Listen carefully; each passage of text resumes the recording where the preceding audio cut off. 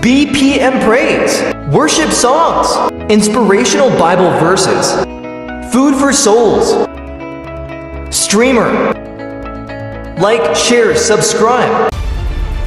Leviticus chapter 2, procedures for the grain offering.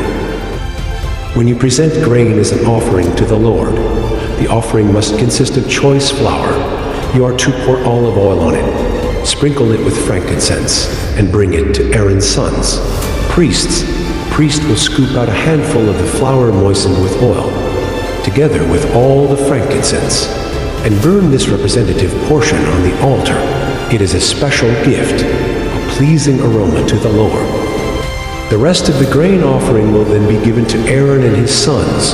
This offering will be considered a most holy part of the special gifts presented to the Lord. If your offering is a grain offering baked in an oven, it must be made of choice flour, but without any yeast.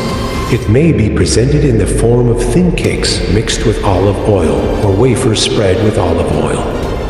If your grain offering is cooked on a griddle, it must be made of choice flour mixed with olive oil, but without any yeast. Break it in pieces and pour olive oil on it. It is a grain offering. If your grain offering is prepared in a pan, it must be made of choice flour and olive oil. No matter how a grain offering for the Lord has been prepared, bring it to the priest, who will present it at the altar. The priest will take a representative portion of the grain offering and burn it on the altar. It is a special gift, a pleasing aroma to the Lord. The rest of the grain offering will then be given to Aaron and his sons as their food. This offering will be considered a most holy part of the special gifts presented to the Lord. Do not use yeast in preparing any of the grain offerings you present to the Lord, because no yeast or honey may be burned as a special gift presented to the Lord. You may add yeast and honey to an offering of the first crops of your harvest, but these must never be offered on the altar as a pleasing aroma to the Lord. Season all your grain offerings with salt to remind you of God's eternal covenant. Never forget to add salt to your grain offerings.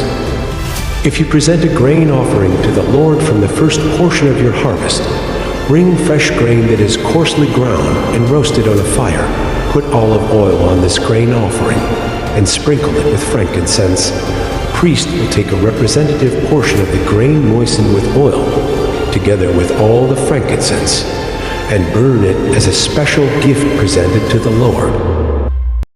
Thank you for watching. Please subscribe, comment, and like for more.